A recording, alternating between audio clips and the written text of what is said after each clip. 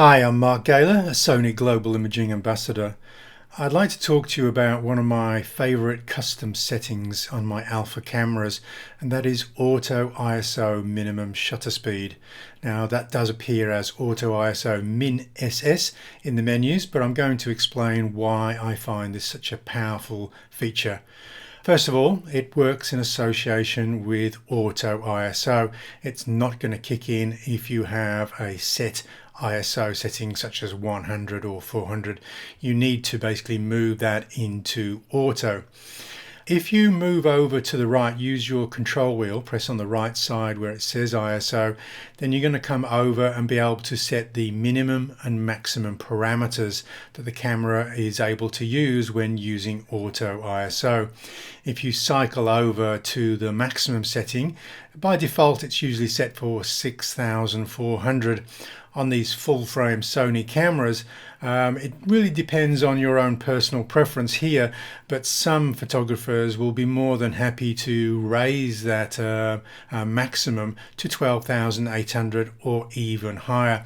This might require a little bit of work in post-production if you're shooting in the raw file format, but it's something that I would certainly consider if you often find yourself shooting in low ambient light, or alternatively you want to shoot with very fast shutter speeds. So Auto ISO minimum shutter speed, when you come in and try and make an adjustment to this setting, it's only going to let you do that if you're in aperture priority or program on the shoot mode dial. If you try and access this menu feature in, say, shutter priority or manual, you are going to get the no can do screen saying that you're not going to be able to do it in shutter priority mode. Let's dive into the menus. We're in the first camera menu on page 7 on the exposure tab here, and you'll find ISO Auto Minimum Shutter Speed in this page on the third generation of A7 cameras and the A9. Now, this isn't a feature that you have to switch on or off. It is pretty much on by default with Auto ISO, but its default setting is standard. Now, what does that standard mean? Basically, what is going to happen is if you're shooting, say, with the FE55mm lens, the shutter speed isn't going to drop below 1/60th of a second. There's a correlation between the focal length, which is 55mm, and the nearest shutter speed, which would be 1/60th of a second in this instance. This is the camera trying to help you not experience camera shake because the shutter speed goes a little bit too slow. So in an instance like this is in aperture priority. This is more than enough to capture this guy who's remaining perfectly motionless. And so the subject isn't going to blur, and I'm more than able to hold a 60th of a second without camera shake in the camera. Now what will happen is if you use a longer focal length, such as this instance where I'm shooting at 200mm on a 70-200 lens, the minimum shutter speed is automatically going to rise to try and follow that focal length.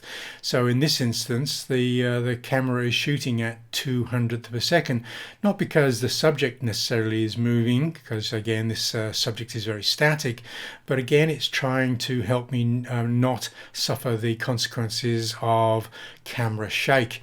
And obviously the longer the focal length, the more likely it is we're going to get camera shake at slow shutter speeds. So the camera is again trying to protect me from having any slightly blurred images because of camera shake. There are instances, however, when that correlation between focal length and shutter speed is not something that we want. For instance, this image, I want to be freezing the splashing water drops. I want these running Vizsla dogs to be absolutely frozen in time. And for that, I'm not going to choose 200th of a second. It's more likely I'm going to be shooting with a shutter speed, or wanting the camera to pick a shutter speed that doesn't go any slower than 2,000th of a second. There are other reasons that the correlation between focal length and shutter speed really doesn't make any sense for me, and that is if I'm using a wide angle focal length and we've got very low light. I don't want the shutter speed to be firing off at an unduly fast rate, because in my third generation and even the second generation of full frame mirrorless bodies, we have 5-axis image stabilization. Now, the camera will always try and think that most photographers can't hand hold a 50th of a second or any slower than a 50th, where I know for a fact that I can hold 1/8 of a second, even 1/5 of a second, if I've got a good stance and I'm not breathing erratically and I haven't had 10 cups of coffee that morning. I know I can slow the shutter speed down well below a 50th of a second and get this image pin sharp, because the 5-axis image stabilization is very good, especially when it's used in conjunction with wide angle lenses. So if I'm wanting to modify my shutter speed, because shutter is becoming very important in this instance, then why don't I just use shutter priority? Why am I still using aperture priority? Okay, and this is where aperture priority and the auto ISO minimum shutter speed can work together and actually give you a couple of benefits above and beyond shooting in shutter priority. So let's go and cover a couple of those instances. Now, this kookaburra is in a very dark rainforest. Let's say, for instance, I've set the camera to shutter priority mode. I'm shooting with a 400mm focal length, so maybe I've selected 1/500th of a second because the bird is likely to move and also it's a long focal length. So I set the shutter speed to 1/500th of a second, the auto ISO is selected, and I'm choosing the maximum aperture on the lens because it is a very dark rainforest. Now in this instance, the camera will underexpose this image. It will behave and respect the 1/500th of a second. It can't raise the ISO any higher because it's hit the limit of the parameters I've set in the auto ISO settings, and it can't open the aperture anymore because that is the maximum aperture on the lens. So it has no alternative but to underexpose the image. Now obviously I can perhaps notice the histogram, notice I'm underexposing in the viewfinder and start modifying the shutter speed. But that is a secondary action that I have to take because I have to be aware that at certain settings I might experience over or underexposure using shutter priority. So if I'd have set to aperture priority and selected the maximum aperture, auto ISO is still on auto and has selected the maximum ISO because of the very dark rainforest. Now I might have selected my preferred shutter speed, which is 1/500th of a second for subjects that might move just as I'm taking the photograph. But because the camera can't select that 1/500th, it decides instead to lower the shutter speed. It'll try and get to the 1/500th that I've set in auto ISO minimum shutter speed, but if it won't do that at the risk of underexposing the image, it'll start slowing down the shutter speed because it can't get the correct exposure. So to put that in a nutshell, exposure is prioritized if ISO and aperture are maxed out. It can't move those settings anymore, so it will lower the shutter speed because it can't hit my preferred 1/500th of a second. Okay, another instance of that, this time not because it's a very low light, although the ambient light is reasonably low, but I've chosen maybe to freeze action at 1/4000th of a second. The aperture again is at the maximum 5.6 on the 100-400 lens, and maybe I've set the upper limit of ISO to 6400. So again, if I'm not looking at the histogram or taking note of exposure because the action is happening too quickly, the camera will underexpose this exposure. Underexposure is another result of that shooting scenario, where again, if I'm shooting in aperture priority, again I'm shooting with auto ISO and the maximum aperture of the lens. If the camera can't hit the 1/4000th of a second target that I've set in auto ISO minimum shutter speed, it'll lower that shutter speed until it gets the correct exposure. So this is a little bit of a benefit for me. Let's take a look at a third shooting scenario. Now, in this instance, I've got f8 selected on the lens. Now, on some cameras, such as the A7R3, you can't actually slow the or close the aperture down beyond f8 and have subject AF tracking in continuous shooting mode. Okay, what will happen if I selected F11 on the A7R3, it would lock the focus on the first frame, and the next 58 frames or so in the burst would be locked onto the original position of the motorcycle, i.e. they would all be blurred. So I in this particular shooting scenario, I can't close the aperture down beyond f8. Now, so what happens is I can't hit the target shutter speed that I've selected for 2/50th of a second because I want some streaking blurred background behind the motorcycle. It can't hit that. It won't, in aperture priority, it won't close the aperture down to say f11 to try and respect that preferred shutter speed. And so, because if it did, it would compromise the AF tracking. So again, I'm seeking an advantage by shooting in aperture priority, because on this particular camera, I won't close the aperture down beyond f8. So what it's done is it's chosen the nearest shutter speed that it can, which in this instance is 1/320th of a second, and now I get the reliable AF tracking on this camera that I'm using. Aperture is prioritized for AF tracking, so that is another scenario where shooting in aperture priority rather than shutter priority is giving me some benefits here. You're probably getting an idea now why I value auto ISO minimum shutter speed as one of my favorite custom settings. And here is that same in even slightly brighter conditions. Now it can't hit that 1/250th. The best it can do now is 1/500th of a second. If I need to go any slower, I either need to pick a different camera or maybe put on an ND8 filter in front or behind the lens in order to reduce the amount of light. Basically, the ambient lighting conditions are just too bright for me to slow the shutter speed down anymore. You can see from this the ISO can't go any slower on that auto ISO parameters there. Now, there are a couple of instances where I could slow the shutter speed down. There are a couple of the recent model Sonys that do allow you to do AF tracking at f11, not just f8. Okay, so f11 and wider, reliable AF tracking in continuous shooting mode. And those two cameras are the A9, Sony's premium sports camera, and also the A7 III, which is your budget entry-level basic model, full frame, but astonishing subject tracking, and so that again can also track at f11.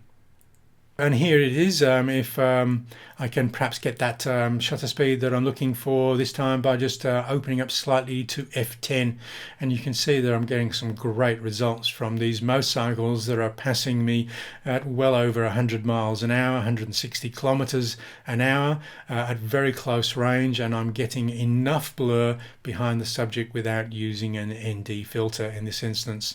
So because I find it such a reliable, useful custom feature, I want to be able to access this custom feature very quickly so that I can fine tune my minimum shutter speed that I want to shoot in this particular scenario. First off, one of the considerations would be perhaps to put it into the FN menu.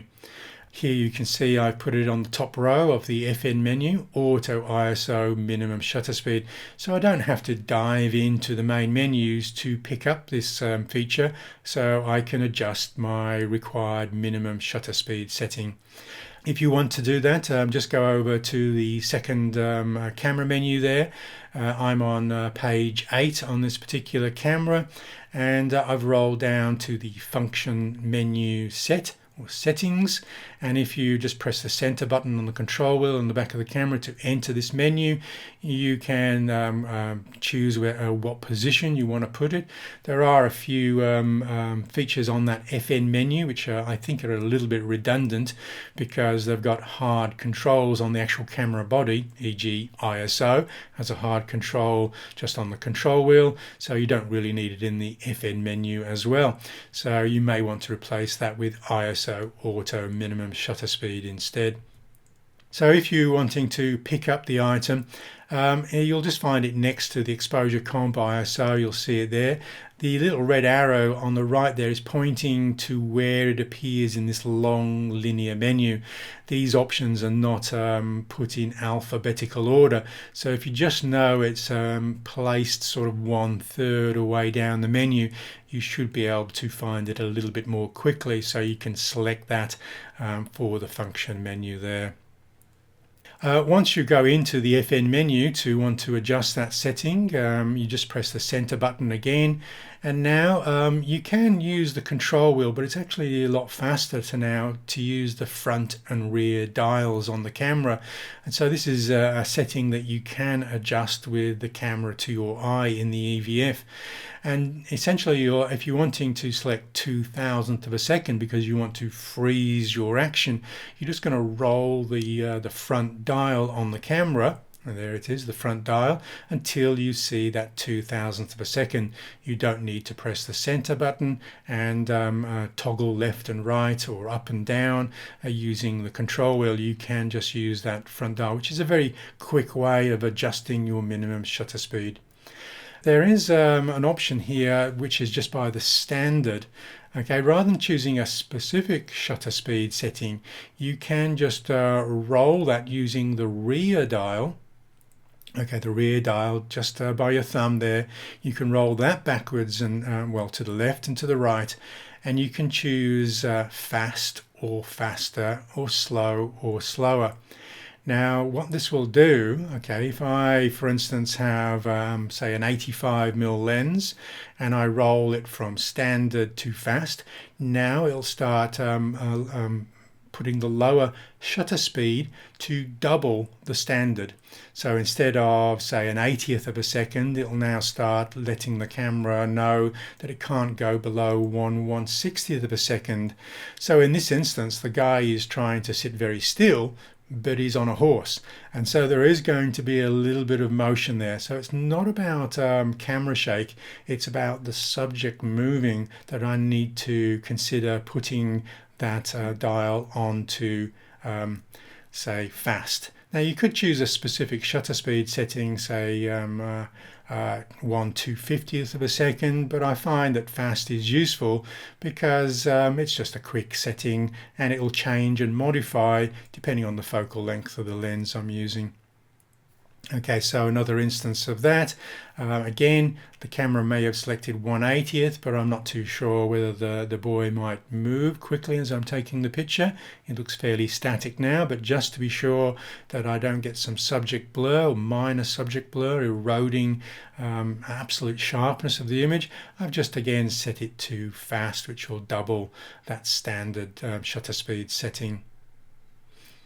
Faster, I will double it again. So when would you want to do that? Okay, so this time now it's using a shutter speed of 1/320th of a second, using a focal length around that 85mm focal length. And the reason I've gone from fast to faster in this instance is this young woman is walking. Okay, so I need to freeze the subject. Again, it's not about camera shake, it's about how quickly my subject is moving. So I need to freeze to get a pin sharp image, just in case my panning is slightly inaccurate in this instance.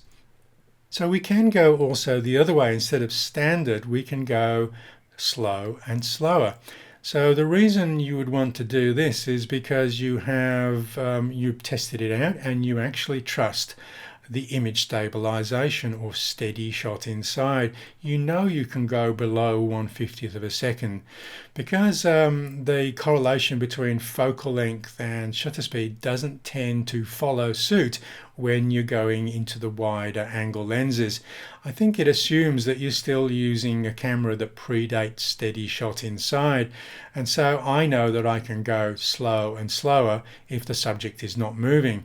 I'm not worried about subject blur because it's a static subject, and I know with a right stance and a gentle squeeze of the shutter release, I know I can use much slower shutter speeds. And the advantage of that is I can use lower ISO, so particularly useful for, say, landscape. So in this instance, rather than choosing, say, 1/50th of a second, I can go slow and get a little bit of movement blur. In this instance, I actually do want a little bit of subject blur, and that's the water. So I can go to slow and just have the shutter speed slow down, just so I can get a little bit of movement blur from that wave coming around that shell. And slower still, again, this is going to now halve and halve again the slow shutter speed. So if you say using a 1635 zoom, the camera on the slower setting will now start using 1/8 of a second if you're using that 16mm focal length. And so here is an image that I've captured pin sharp at 1/8 of a second. Again, you just need to be gentle with the shutter release and maybe have your elbows tucked in and have a little bit of a wide stance, but I can reliably hand hold my 1635 at the 16mm focal length at 1/8 of a second.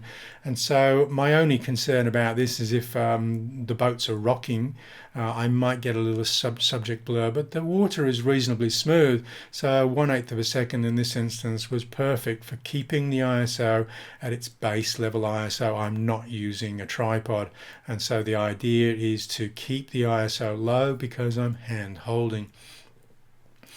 Now, if you've put it in the FN menu and, like me, you really start valuing this feature, then you're going to want even quicker access than going into the FN menu. And so what I've done is I've devoted a custom button to this so I can get immediate access.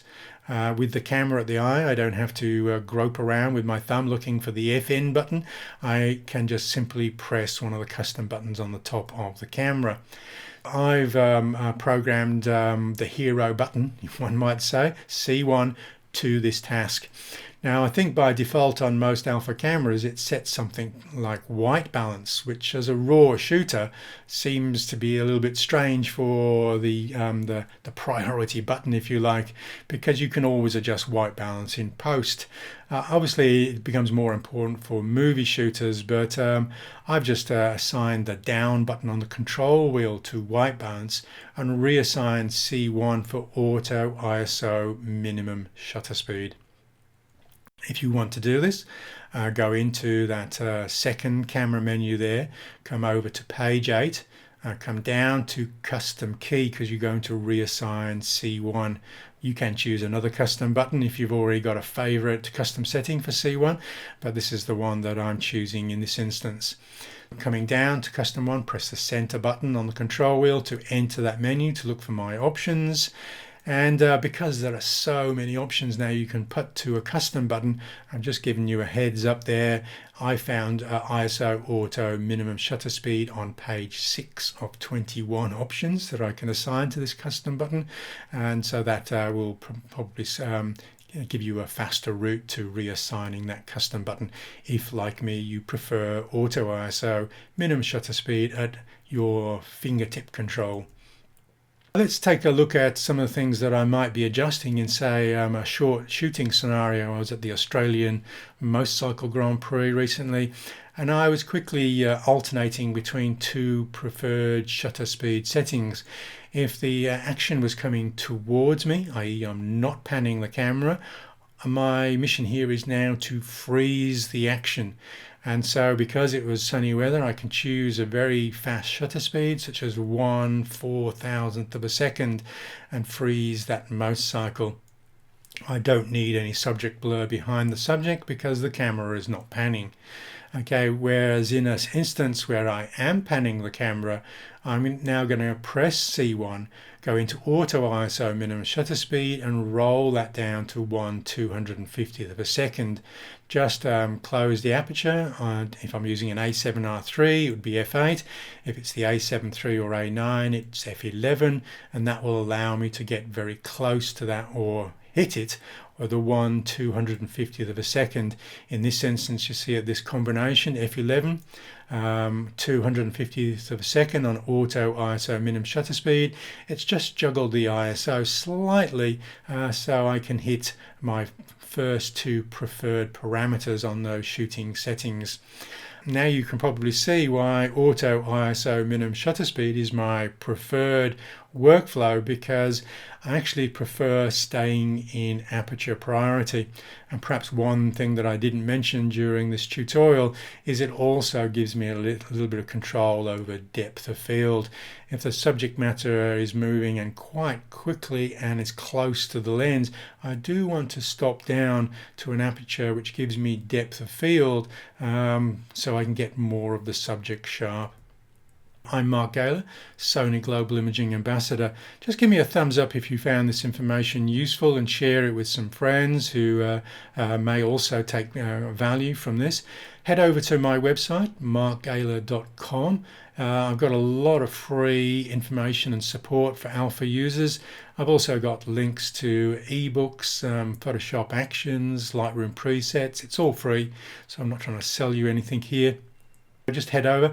If you are feeling particularly generous and you found this information incredibly useful, there is a donation button on the website, and that does help me carry on supporting the Alpha community. Okay, I'm Mark Gaylor, Sony Global Imaging Ambassador.